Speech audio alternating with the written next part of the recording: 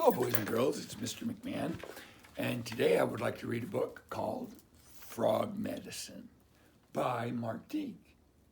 Now, Mark Teague also illustrated this book. He's a very famous children's book artist and author. Frog Medicine by Mark Teague, title page. Elmo Freem wasn't paying attention the morning Mrs. Drindle brought in books for book reports. In fact, he was so busy watching a strange insect crawl across his desk that he failed to notice his classmates going to choose their books. By the time he realized what was happening, it was too late. The only book left was a small, shabby, greenish thing with an odd title. Elmo groaned when he read it. Frog Medicine, read the cover, by Dr. Frank Galoof. That afternoon, Elmo tried trading the book for something better, but the other kids just laughed. Frog Medicine, they shouted. Who cares about that? Secretly, Elmo agreed. Frogs were dull creatures, in his opinion, good only for eating bugs and sitting in puddles. How interesting could the book be? When he got home, he threw it into his closet without even looking at it. I'll read it later, he told his cat, Leon.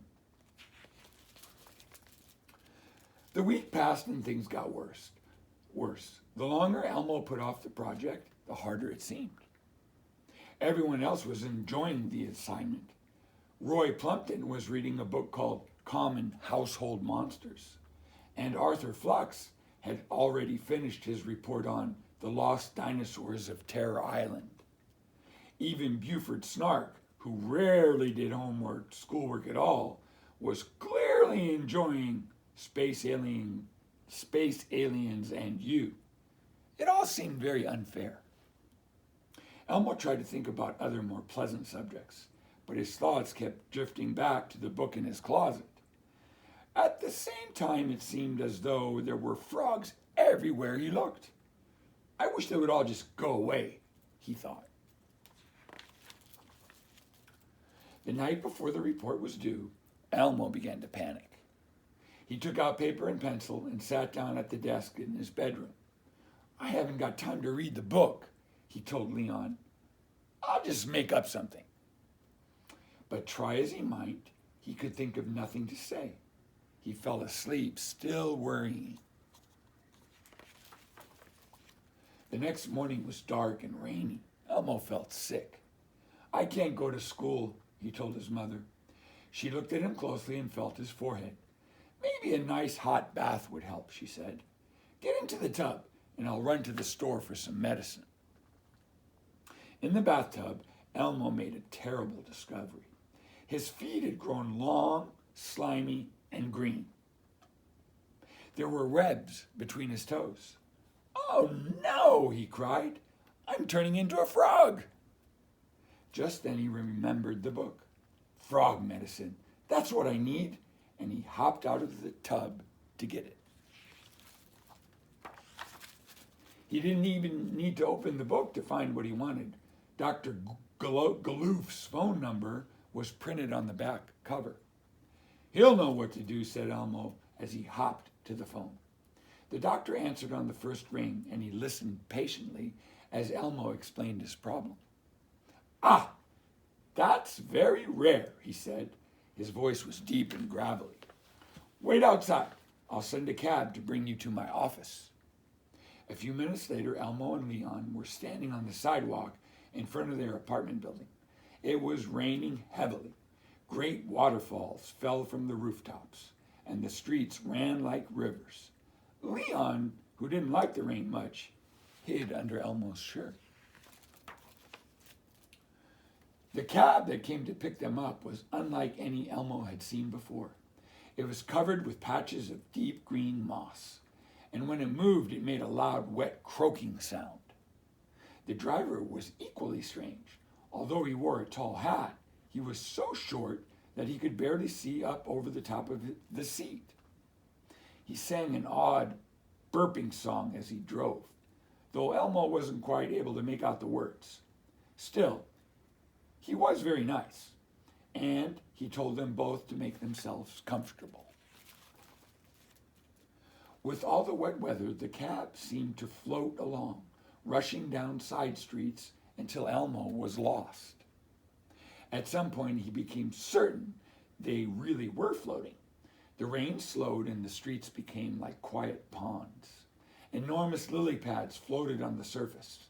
The buildings, although still very tall, were wet and mossy, and many were hung with vines. A sign read, "Welcome to Frogtown." "Imagine that," said Elmo. Dr. Galoof's office was at the end of the street, or pond. Elmo couldn't decide which. And it was partly underwater. Elmo thanked the driver as they got out. He waded to the front door with Leon perched on his shoulder. "What a strange place," he said. Even so, they were both surprised by the appearance of Dr. Galoof. Although he wore a lab coat and a stethoscope, the doctor was clearly a frog. "Welcome," he said cheerfully. "And what seems to be the problem?" Elmo didn't quite know where to begin, so he told the doctor about his trouble with school and about the book report he had been unable to write. "Ah, yes," said the doctor as he pulled the book from the shelf. "Frog Medicine. A wonderful book, if I do say so myself. How did you like it?" Elmo was very embarrassed. He told the doctor how he'd been meaning to read the book, but that he'd kept putting it off until it was too late. Dr. Galoof smiled. "Well, there's your problem," he said. "Go home and read, then write your report." "But you don't understand," said Elmo, and he lifted his foot out of the water. "I'm turning into a frog." "It's no surprise," said the doctor. "You see, the longer you put a problem off, the worse it becomes. It's all in my book." Elmo was not convinced. "I thought you might have some medicine," he began. Dr. Galoof shook his head. "Just do your homework. The rest should take care of itself." Since it was nearly lunchtime, the doctor took them out to eat. The restaurant was colorful in a swampy sort of way, and although the food was not very appetizing to Elmo, Leon didn't seem to mind. Dr. Galoof was a pleasant host. With Leon, he discussed the art of catching flies, and he told them both a great deal about Frogtown.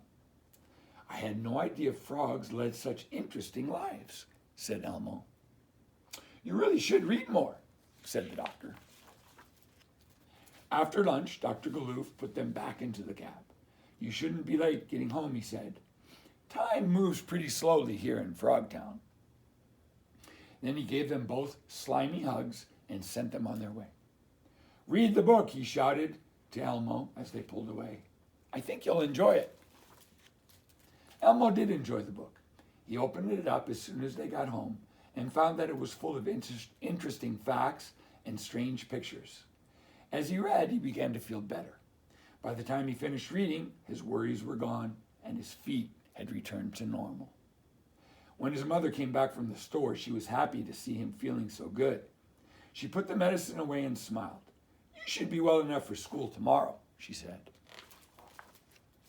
Standing at his window, Elmo looked out over the city. The storm had blown away, and the streets were drying under a warm afternoon sun. Leon lay on the windowsill. Elmo smiled and sat down to write his report. And that's Frog Medicine by Mark Teague. Thank you very much for listening.